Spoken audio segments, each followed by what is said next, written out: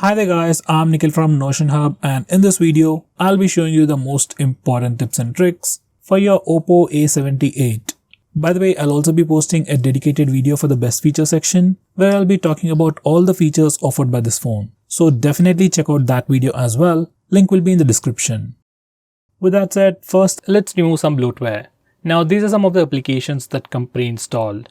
You might not need most of these applications, so if that's the case, uninstall them as soon as possible.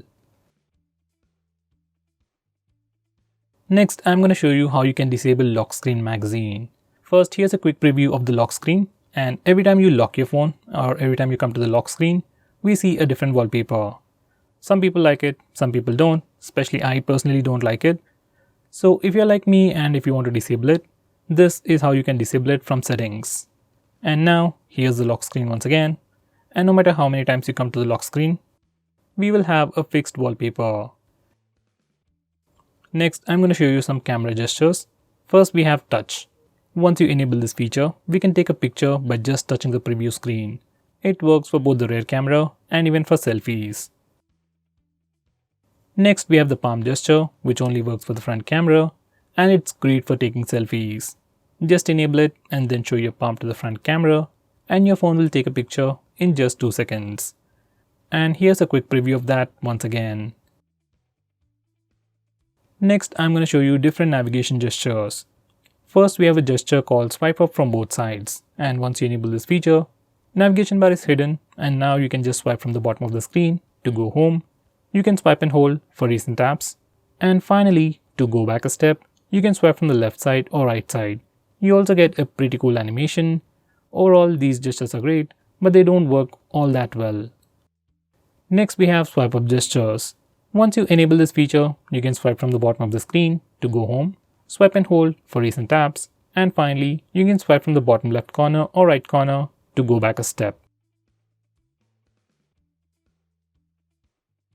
Next, we have a new 2-button navigation bar based on Android Pie, but this is not recommended as it doesn't work properly.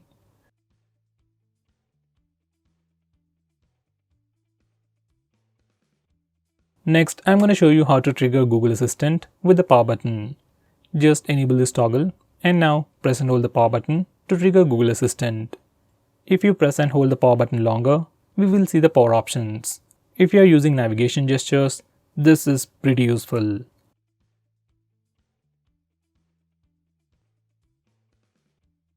Next, we have a pretty cool shortcut to start or open split screen mode.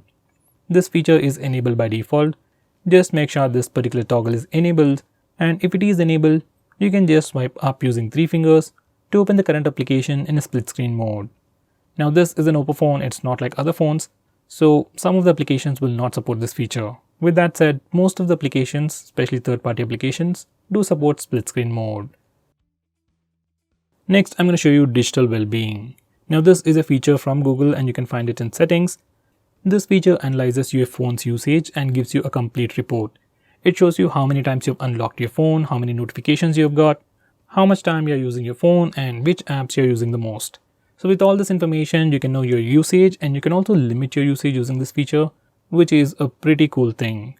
So let's say if you don't want to watch videos on YouTube for more than 1 hour in a day, we can put up such restrictions using this feature. Next, we have wind down. This is another feature from Google, which will help you sleep faster at night. Using this feature, we can schedule our phone to turn on grayscale mode and do not disturb mode automatically at a specific time. This is something I would definitely recommend you to try. Next, I'm going to show you how you can change your default apps, whether you want to change your default launcher, default browser, or anything. For that, we need to first go to settings. Once you're in settings, select app management, then select default apps. Now from this page, you can change your default launcher, default SMS application, browser, and so on. I would definitely recommend you to change your default browser to Google Chrome. Just like that. Next, I'm going to show you how to display the battery percentage on the status bar. For that, go to settings, then select notification and status bar, and then enable this toggle. Once you do that, we can see the battery percentage on the status bar. In the same way, if you want to see the network usage on the status bar, enable this toggle.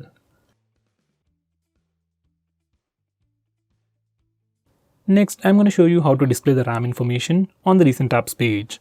For that, go to settings, then select additional settings, and now enable this toggle. Once you do that, we can see the RAM or memory information in the recent apps page.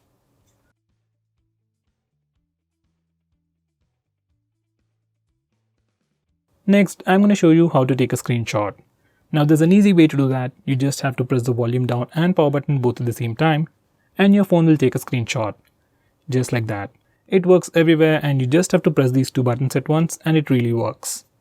Now for some reason, if that's a bit hard for you, we also have the 3-finger screenshot gesture. Just go to settings and just enable this toggle. And once you do that, you can swipe down using 3 fingers to take a screenshot. Here's a quick preview. Once again, it also works everywhere. Just swipe down using 3 fingers and you'll get a screenshot. Next, I'm going to show you how to take a long screenshot. For that, first we need to take a regular screenshot. We can either use the buttons or the gesture, and once you take a screenshot, click long screenshot. Now we'll see a quick preview. You just need to scroll through the page, and once you're done, click done. And then we will get a long screenshot. Next, I'm going to show you how to record the screen on your phone. For that, first go to the toggles.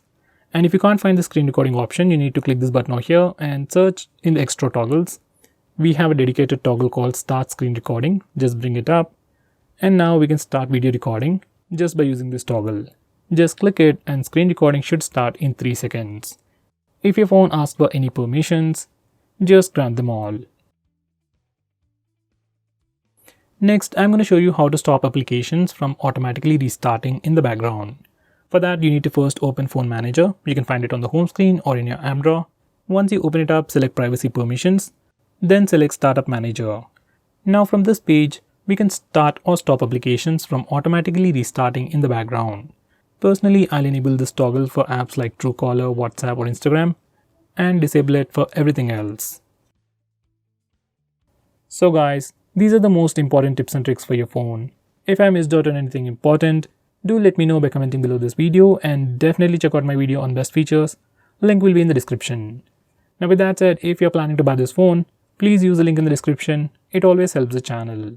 If you want us to make any specific video, tweet out to us with the hashtag AskGreedyTech on Twitter and we will try to make it as soon as possible. I'm Nikhil from GreedyTech signing off. Have a nice day.